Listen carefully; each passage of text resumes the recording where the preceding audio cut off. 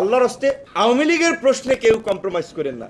রাজনীতির কারণে তারা শক্ত কথা বলছেন আওয়ামী লীগকে নিষিদ্ধের প্রশ্নে, যে কারণে আমাদেরকে মনে হলো যেটা হৃদয় ভাই বলেছেন, জেলখানায় ভাই ডিবির যারা এখানে গেছেন হেফাজতের নেতাদের ভালো অভিজ্ঞতা আছে, আবার কোনো আলেমে যদি মিথ্যা জঙ্গিবাদের কেসে জেলে যান তার ভালো অভিজ্ঞতা আছে। কি আচরণটা ওরা করে আমাদের সাথেও বিন্দুমাত্র সহানুভূতি দেখায় নাই, জঘন্য আচরণ করেছে। ঢাকা বিশ্ববিদ্যালয়ের বিপ হয়েছে 28 বছর পরে, এখন দেখেন নির্বাচন করতে চাই পরিবর্তিত পরিস্থিতিতেও মুখোমুখি ছাত্র সংগঠনগুলো, জাহাঙ্গীরনগর, ঢাকা ইউনিভার্সিটি, কেউ নির্বাচন চায় কেউ চায় না।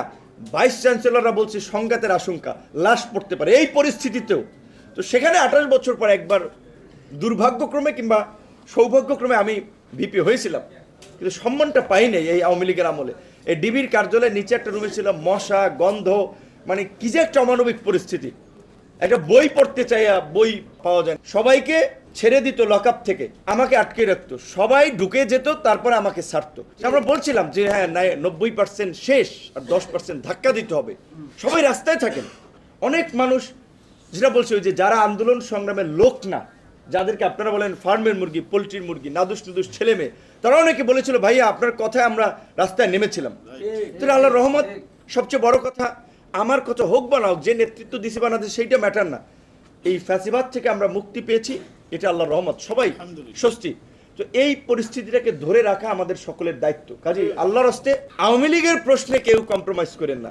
সত্য কথা বলবো, জামাতের মতো দল শক্তভাবে বলছে না যে তারা আওয়ামী লীগের রাজনীতি নিষিদ্ধ চায়, বিএনপির মতো বড় দল বলছে না তারা আওয়ামী লীগের রাজনীতি নিষিদ্ধ চায়।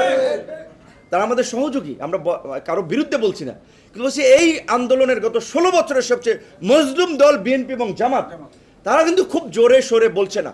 আমরা যদি না চাইতাম যে না আমরা এই সরকার মানি না, তাহলে তো টিকতে পারতো না। হাসিনাকে বলছি যে মানি না, তাই টিকতে পারে নাই।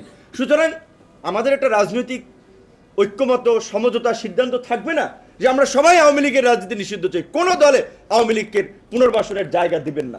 অবশ্যই সবাই গণহত্যা, এই লুটপাট, চাঁদাবাজি, দখলদারি, মানুষ বিরুদ্ধে জুলুম করা, এইটার সাথে জড়িত ছিল না।